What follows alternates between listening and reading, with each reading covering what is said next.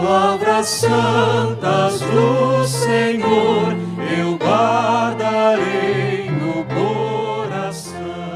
Louvado seja nosso Senhor Jesus Cristo, para sempre seja louvado. Olá, meu irmão, minha irmã. Seguimos com o nosso estudo sobre a carta aos Efésios. Um tema a destacar na carta aos Efésios é o protagonismo da mulher nas primeiras comunidades cristãs. E há alguns textos que, se não lidos com atenção, podem nos causar uma confusão, podem nos causar um desencontro. A carta aos Efésios trata-se, portanto, de um escrito inspirador de muitas teologias, principalmente a Cristologia universal, manifestada no Cristo Pantocrátor, como já falamos, bem como a eclesiologia da igreja como corpo místico e Cristo como sua cabeça, seu Senhor. Mas ela apresenta um código de deveres domésticos, no capítulo 5º, que causa um certo desconforto à vida comunitária da nossa igreja atual. Como disse no início, se não lido com atenção, com profundidade e principalmente olharmos o contexto para o qual o autor escreve essa carta.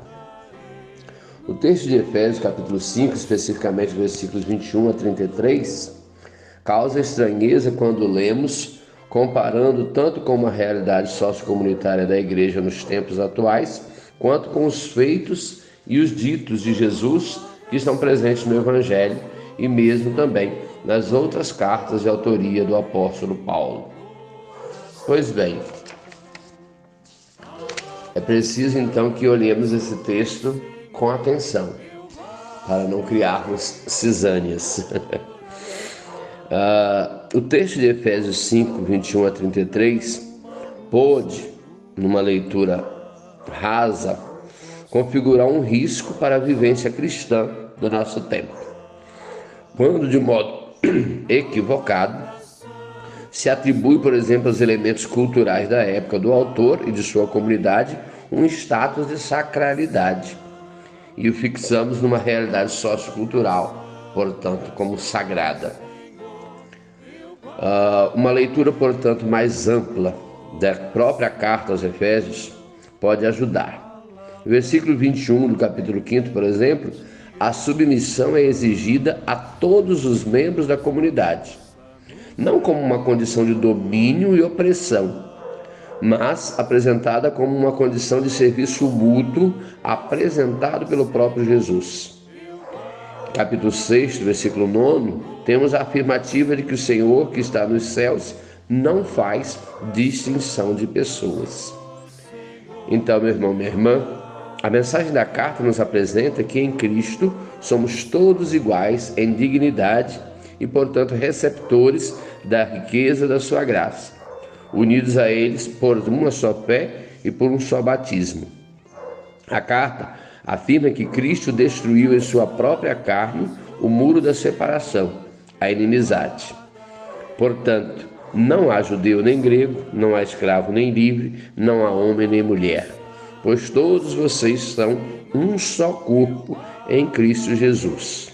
Somos todos, portanto, filhos, filhas, com igual dignidade, mediante o batismo. E aí daí, unidos então ao nosso Senhor Jesus Cristo, por meio do seu corpo místico, a igreja.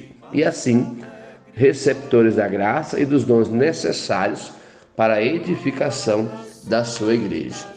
Portanto, é preciso considerar esse texto para não cairmos em algumas más interpretações.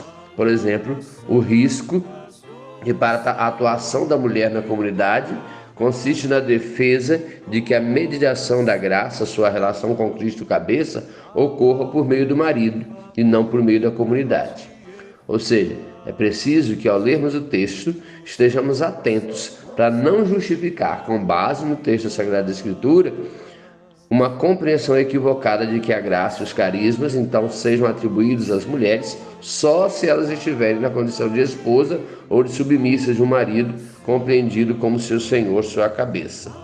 Algo de fato perigoso e totalmente errôneo. Não é isso que a carta está explicitando. A Igreja orienta-nos que para compreender a mensagem dos textos bíblicos é preciso averiguar os elementos históricos, culturais e outros fatores relevantes do surgimento e fixação do texto.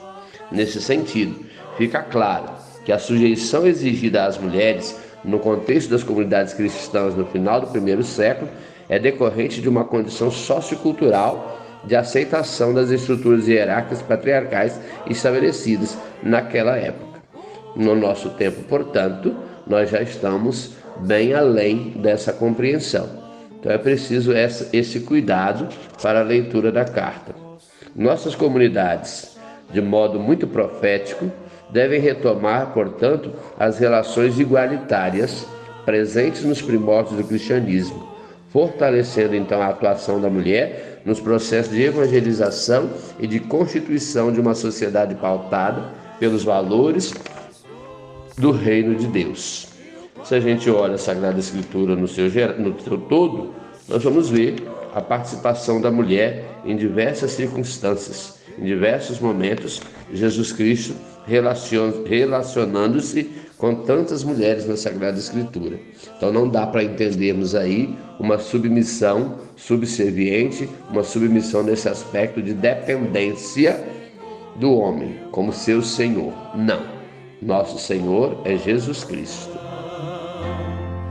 Palavras santas do Senhor eu guardarei.